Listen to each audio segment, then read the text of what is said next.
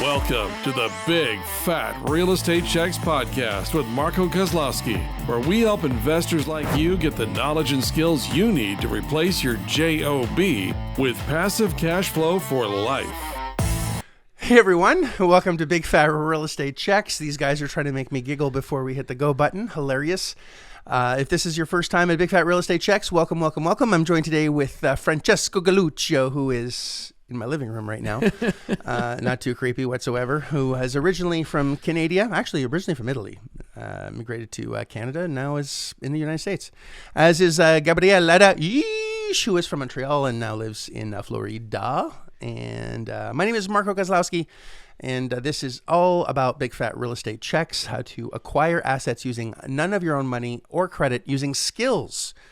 Once you have a certain level of skill sets, they're a very specialized series of skill sets and access to tools. You never need your money again. You use other and leverage other people's money in order to acquire cash flowing assets because of how deals are structured. And if you have not listened to the first 10 of these episodes, please do. Episode 1 through 10 explains asset-based lending, explains how we keep the lender safe and how you are also protected with credit and you're actually protected by not using your credit, I should say, and without you really putting any money down at all, because the equity that you have acquired into the asset is the equity that's necessary in order to get the lending, protecting the lender considerably. Funnily enough, today we're going to talk about asset-based lending. I get quite a few texts, emails, requests of humans that are really curious to communicate directly with an asset-based lender. Hey, I want to talk to, I've called 10 banks, 15 banks, 20 banks, and I ask about asset-based lending, and they basically tell me to pound sand. They tell me to fuck off. So I'm really skeptical that asset-based lending is a real viable option. So they insist on wanting to talk to an asset-based lender, and I understand that. So that's kind of what I want to discuss today is, the circling back to episode 1, 2, and 3 with a little bit more depth and how things really work, and really hopefully answer a lot of those questions. So let's go. Number one, all of us are asset-based lenders. Frank, myself, Gabe, we all lend.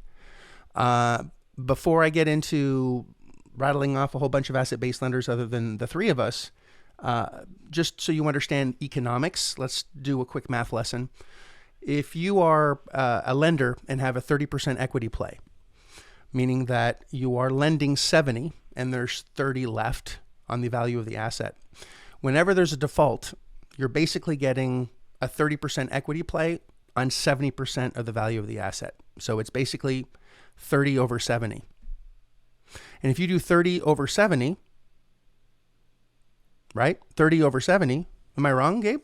I don't know.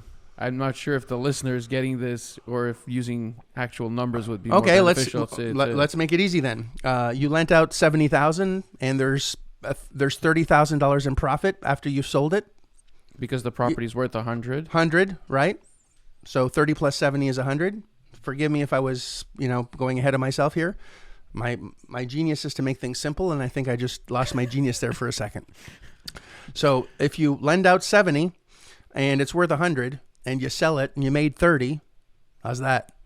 You take 30 divided by 70 and you're at over 40% return on your investment. So the math is that if you're a lender and there's a default, you go from whatever 8, 9, 6, 7, 8 interest rate to basically 40% equity. 40% cash on cash return should you sell it. But more importantly, you're lending as well with the cash flow taking care of you.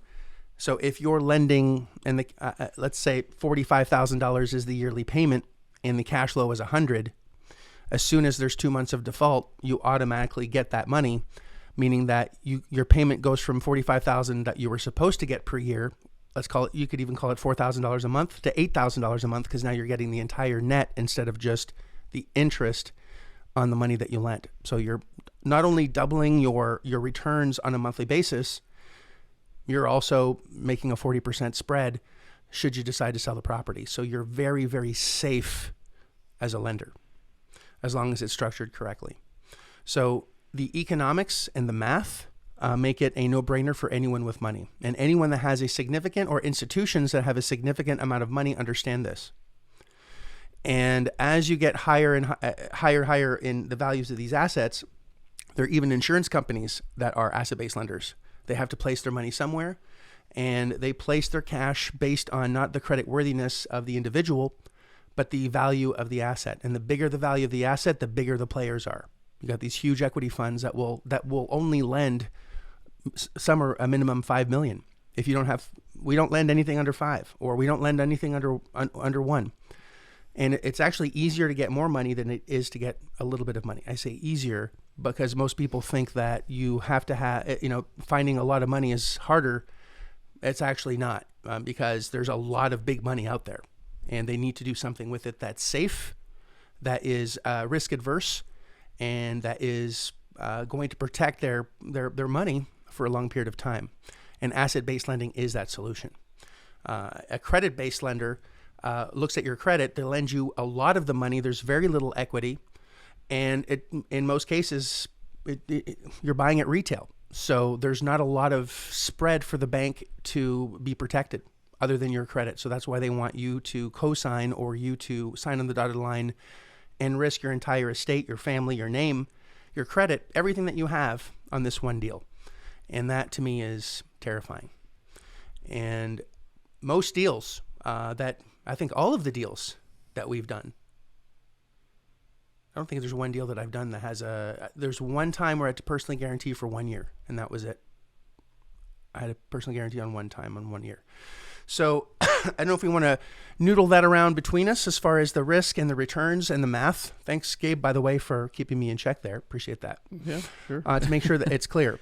So just for me, before we get into, here's a list of lenders that you can connect with. Before we even go into that direction, I just want to make sure everyone understands the math and the sheer, basically, genius of making sure that the deal is structured in a way where the lender cannot lose. There's only an upside for the lender if me as the borrower, me as the student, me as the person that's looking for the money doesn't keep my promise. Everybody around me wins, which means that if I just doubled your money and I want to borrow again tomorrow, you think I'm going to be able to get the money? Absolutely, because I'm a bonehead. I don't keep my promises, and you're expecting, a 10% return, and you're making a 40% return. So you're making someone a lot of money by not keeping your promises, which is exactly how this is structured. No, a lot of just to add to that, a lot of asset-based lenders, actually, I think most of them are they're rarely institutions, financial institutions. They're private equity firms, or just private equity, where they have brokers soliciting and looking for prospects like yourselves and ourselves.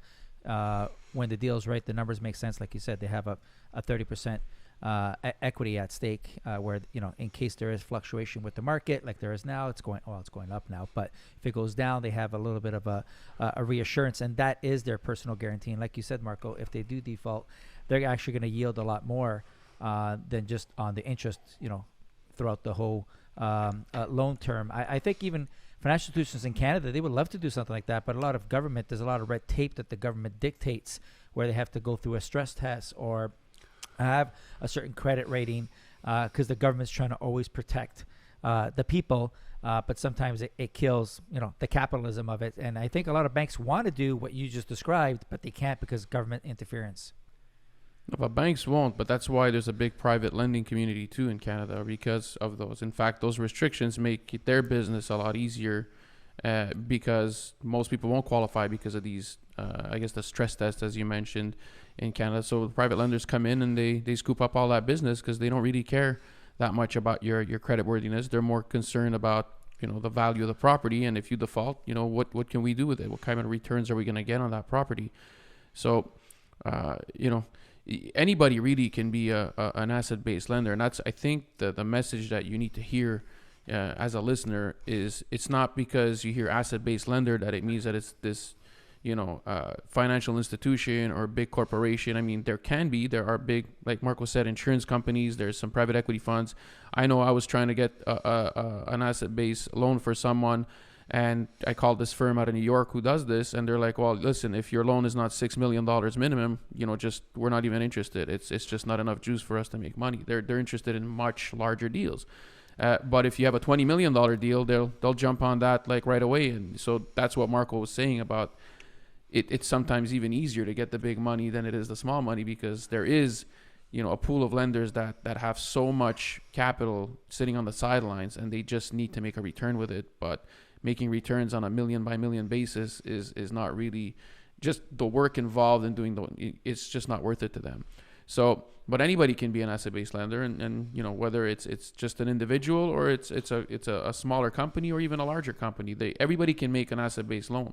So they're pretty much all over the place. It's just up to you to present it the right way as well. And it comes down to deal structure. Yeah. And if you contact, we have a handful of asset-based lenders that we have relationships with, and this is also very much a relationships business. If someone calls someone out of the blue and says, hey, can you tell me about asset-based lending? They don't want to spend their time trying to explain to you something. They don't have that time. I don't want to explain to somebody how to buy a piece of real estate. That's what I have educational products for. I have videos that will explain that. As we make more and more money, we don't have time to sit down with someone that wants to waste our time. And portals are created and relationships are built to save those companies and institutions time, because some are institutional or have branches that are institutional. I know Chase has an asset-based lending arm, but it has to be $5 million plus. And unless you have that relationship, unless you know which channels to go through, they don't want to talk to the little guy. And the beauty of having an organization such as ours, where you have a portal that you can input your deal information in, because that's really the next conversation, is that each lender has a different taste for a different state and county. In Cleveland, there's Cocohaga County, which is a very difficult county to foreclose in. And I have lenders that will never lend. They'll lend in Ohio, but never in Cocohaga County. And I know of 3 lenders that will only lend in Cocohaga County, in Cleveland. And if you were to contact them, the first question they're going to ask you is, tell me more about your deal. And if you don't have an answer, you're blacklisted. You're wasting their time. So for me to start sending out and giving out, here's this person's info, here's this person's info, here's this person's info, is actually just ruining my relationships with these people. And the last thing I want to do is to make someone happy and to, really to placate your disbelief, which that's not my problem. It's your problem, really. To sacrifice that relationship for one person, that for the greater good of the whole community, just doesn't make sense.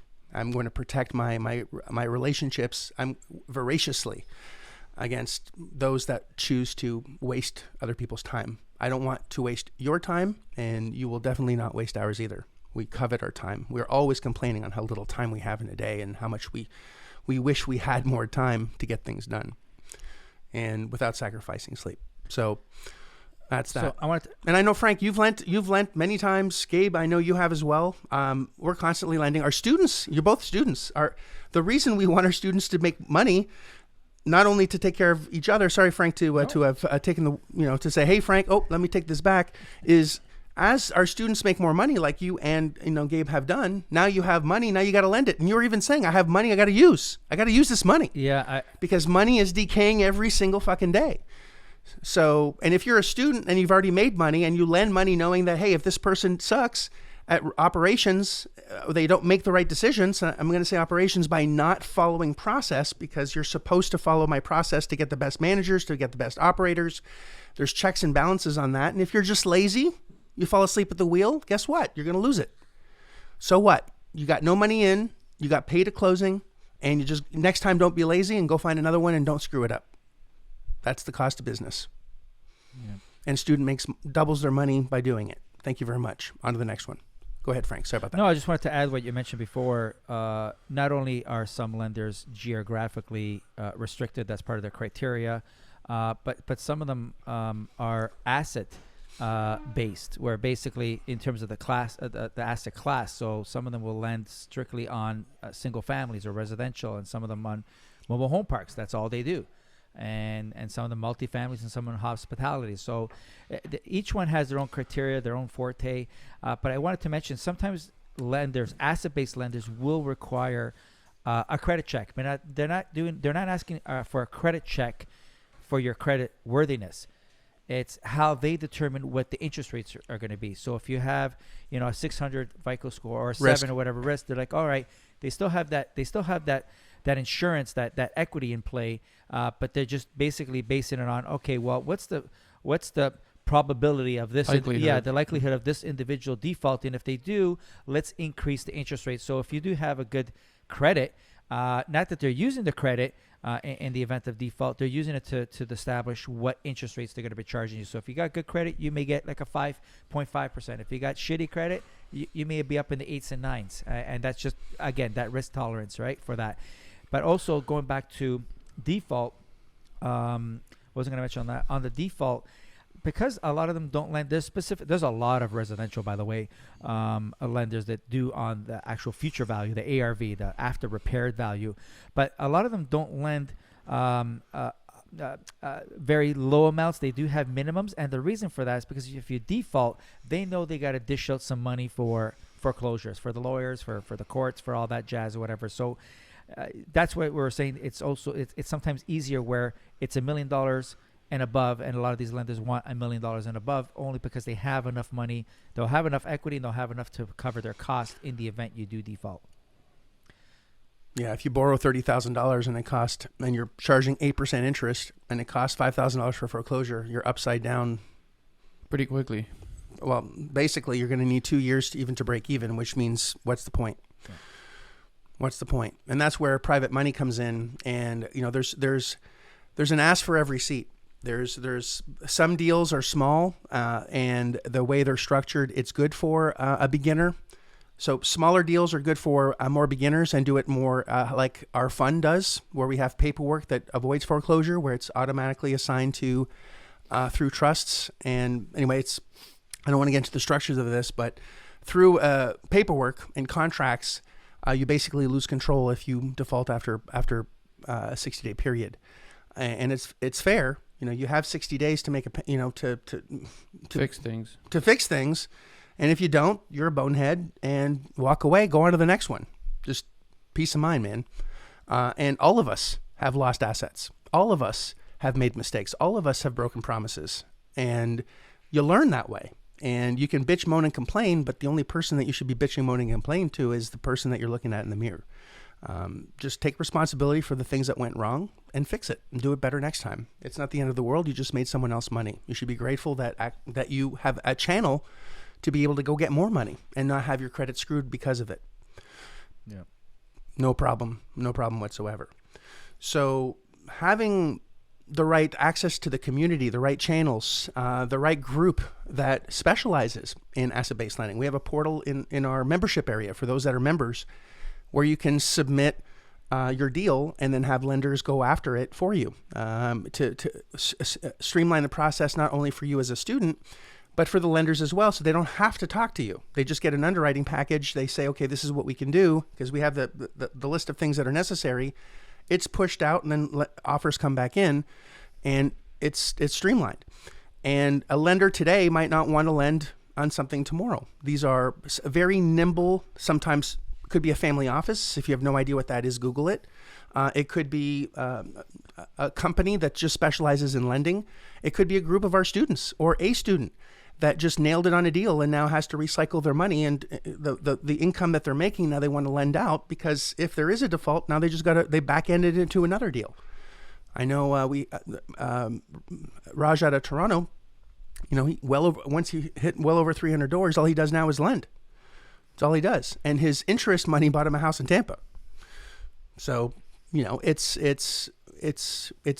a very neat cycle. It's a very neat community that I've created that really helps students help other students. And just to give a quick description, it's like going into a gay bar and wondering why you can't find someone of the opposite sex that really is attracted to you. If you look in the wrong place, you're going to get the wrong result. That's all I got to say about that. Good analogy. Yeah, pretty clear. Can't ask you to clarify that one more. Well, it's just because you're doing something doesn't mean you're looking in the right place or even asking the right questions. Mm-hmm. And I hate to tell you, but there are over 6,000 lenders plus in the United States. And even if you call 10 or 12 of them, well, you got 5,990 to go. Keep at it. And those might not even be the ones that you should be looking for. So knowledge is extremely powerful. And once you understand, the economics, because that's important to understand first, is why we did it first, is if you can generate a decent rate of return, and if the promises aren't kept, you triple that return or quadruple it, it's a no-brainer. Everyone wants to lend money on that. And now it's just a matter of finding the right humans or institutions or groups that really understand that and that want to push their money forward in that direction. Gabe. But it's also on you, the student, or the I guess the lender, the borrower, to have your ducks in a row when you're looking for a lender. Just having a contract and saying, all right, I need an asset-based lender. Oh my God, no. It's, that's something that, I don't know, I see a lot, and it's not the way it works. I mean, just like anything else. I mean, hey, I'm 18, I'm ready to have kids. Let's go have sex and make some babies. That's just not the way it works. There's a process to it. You're going to have to find a mate. There's so much that needs to be prepared first. And it's the same thing on your, it's the same thing in the deal. Like, you have a contract. That's great. That's actually one of the hardest parts. So if you're there and you've done that successfully following process, then, kudos to you. Great. But now the next step is not get your lending in line right away. You need to be able to provide your lender with information on which they can make a decision whether or not to lend to you. So just make sure that you exactly that trust but verify, right? Yeah, there we go. So trust but verify. Make sure that whatever you based your information on when you got the contract is accurate, and then go out and show your lenders, hey, I've done all this work. I'm ready for lending. And if you are properly structured and well prepared, not only are you going to have one lender interested, you're probably going to have 3, 4, maybe 10 lenders interested, and they can actually bid on your deal, and that'll help you bring your terms to become more attractive. And that's what the skill sets that we teach are for. You're building a case for someone to be able to. It's an irrefutable case to lend. And that's what underwriting is you're creating, here's the deal, here's the value, here's the cash flow, here's what it's done, here's what it's going to do, here's the opportunity, here's how much money is needed to make it even better. And if someone that is in the business sees it, they go, this is the best deal I've seen in a long time, and they lend. And as my community grows, as more of you are joining the tribe, it attracts more and more money. Because if you know how budgets work, you have a certain amount of money that's allocated, and if it's not used, that budget's cut back. And if it's allocated and all used and the returns are fantastic, they want to allocate more money and more money and more money. So the more successful you are, the more money we all have access to. Just how it works. Because if you don't use it, you lose it. But when you use it, you get more of it. And my desire, my passion is to really help every single one of you get as many assets as possible. That cash flow, this is important. This is not for your own personal residence. This is for cash flowing investments that make more cash flow than the loan cost. That's just that simple. And you make the spread. So as long as you're making a lot of spreads, you're going to make a lot of money. And as long as you're keeping your promises to the lenders, you're going to be fine. And even if you don't keep your promises to the lenders, you're still going to be fine, as long as you follow the steps and use the skill sets that are available if and when you use them. So hopefully that was helpful. Appreciate you too. And if you have any questions about asset-based lending, don't ask me for a phone number. You're never going to get it. I'm not going to give someone that doesn't know what they're doing. It's like asking a fox to go into the into the hen house. It's not going to happen. You're going to destroy everything that we've built for a very long time by asking dumbass questions. They're going to ask you where you got the number. You're going to say my name, and then I'm fucked. So no thanks. And so delighted to help you. And obviously the numbers dictate the no-brainer that it is. And if anyone understands making 10% versus 40%, I think you'll understand that this is really great shit. Appreciate you both. Thank you, listener. Have yourselves a great day. And of course, like us, love us, share us. Tell all your frenemies about it, because asset-based lending is something that a lot of people don't know about. And if you harness it It's a real path to financial freedom, and that's exactly what we want for you. Have a great day, guys. Bye for now. If you like this episode of Big Fat Real Estate Checks, then show some love by leaving a comment and a good rating. Also, as a thank you for tuning in today, we've got a special free gift. The journey to passive cash flow for life starts by finding deals, and it's easier than you think. Simply go to getdealsbytuesday.com, enter your email address, and we'll send you a free quick start course called Deals by Tuesday. Even if it's 11 p.m. Monday night, this course will show you how to find discounted real estate deals by Tuesday. It's that fast and simple. Go to getdealsbytuesday.com and start your journey toward life-changing cash flow today. Thanks for tuning in, and we'll see you on the next episode.